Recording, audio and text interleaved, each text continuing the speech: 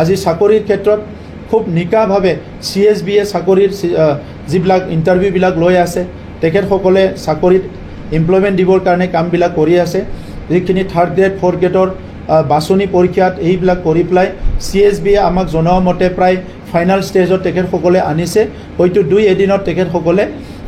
এই চাকৰিটো দিয়াৰ প্ৰচেছটো আগবঢ়াব যিখিনি আমি LP আৰু UPৰ টিচাৰসকলৰ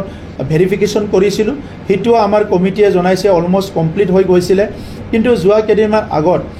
নিউজৰ যিখিনি বাদ পৰি গৈছিলে সেই নিউজৰখিনিক ন্যায় দিব লাগিব তেখেতসকলে সুপ্ৰিম কোৰ্টৰ অৰ্ডাৰ লৈ আহিছে আৰু সেই সকলো আগতে 2017 আগতে কৰ্মৰত হৈ আছিলে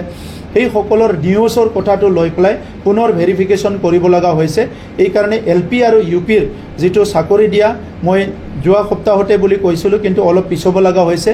এই কামখিনি কমপ্লিট হোৱাৰ লগে লগে LP আৰু UPৰ চাকৰিখিনিও তেখেতসকলৰ চাকৰিটো তেখেতসকলে পাবলৈ সক্ষম হ'ব মান টেডৰ চেপ্টাৰটো ক্লোজ কৰিলোঁ BPFৰ দিনত এটা 6 মান বুলি চাকৰি আছিলে তেখেতসকলে দিনে নিশা বহুতখিনি কষ্ট কৰি থাকে চাকৰিটো ৰেগুলাৰ হ'বৰ কাৰণে কিন্তু ৰেগুলাৰ কৰিব পৰা নাছিলে আমি SIOৰ কাৰণে অসম চৰকাৰলৈ ৰখিব লাগে যেতিয়া অসমৰ মুখ্যমন্ত্ৰী ডাঙৰীয়াৰ ইণ্টাৰভেনশ্যনৰ SIOটো পালোঁ আমি লগে লগে আজি 100 যোৱাকালি 197 আমি 6 মহীয়া টেডৰ আমি টিচাৰখিনি ৰেগুলাৰ কৰি দিলোঁ আৰু যোৱাকালিৰ আজিৰ ভিতৰত এটা ডাঙৰ কাম আমি কৰিলোঁ যে অংক আৰু বিজ্ঞান শিক্ষকৰ বহুত নাটনি হৈ আছিল এই অংক আৰু বিজ্ঞান শিক্ষক য'ত নাটনি হৈ আছে এই নাটনিটো পূৰা কৰাৰ কাৰণে আমাৰ শিক্ষা বিভাগে এটা পুল আমি আৰম্ভ কৰিছোঁ যে টিচাৰৰ পুল য'ত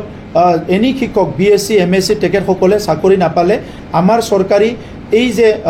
বডোলেণ্ড সায়েন্স এডুকেশ্যন মিছনত আহি কাম কৰিব পাৰিব প্ৰত্যেক মাহত তেখেতসকলে 2000 টকা পাব যেতিয়া তেখেতৰ বেলেগ চাকৰি হয় তেখেতে ওলাই যাব পাৰিব নোটিছ দি পেলাই আৰু যোনে পাছ কৰিব চাকৰি নাপায় তেখেতে আহি অংক আৰু বিজ্ঞান শিকাবৰ কাৰণে আমাৰ চৰকাৰত আহি প্ৰত্যেক মাহত 2000 লৈ পেলাই শিকাব পাৰিব